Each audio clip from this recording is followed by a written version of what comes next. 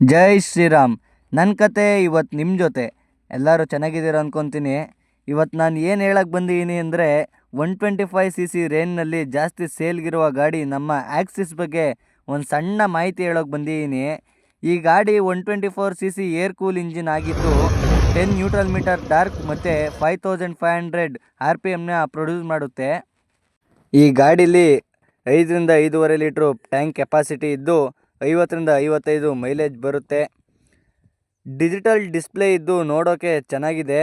ಇದರಲ್ಲಿ front disc brake ಬಂದು ಭಾಳ ಸ್ಮೂತಾಗಿರುತ್ತೆ. ಈ ಗಾಡಿ ಬೆಂಗಳೂರು ಟ್ರಾಫಿಕ್ನಲ್ಲಿ ಓಡಿಸೋಕ್ಕೆ ಮಾಡಿಸಿದ ಗಾಡಿ ಅನ್ಬೋದು. ಈ ಗಾಡಿನ ಝೊಮ್ಯಾಟೊ ಮತ್ತು ಸ್ವಿಗ್ಗಿ ಮಾಡೋಕ್ಕೆ ಇದೊಂದು ಒಳ್ಳೆ ಗಾಡಿ. ಮೈಲೇಜು ಬರುತ್ತೆ, ನೋಡೋಕ್ಕೆ ಲುಕ್ಕು ಇರುತ್ತೆ, ಓಡಿಸೋಕ್ಕೆ ತುಂಬ ಕಂಫರ್ಟಾಗೂ ಇರುತ್ತೆ. ಈ ಗಾಡೀಲಿ ಡಿಕ್ಕಿ ಸ್ಪೇಸ್ ನೋಡೋದಾದರೆ ಒಂಚೂರು ಜಾಸ್ತಿನೇ ಇದೆ. ಇದರಲ್ಲಿ ಫೋನ್ ಚಾರ್ಜಿಂಗ್ ಬೇರೆ ಹಾಕ್ಬೋದು.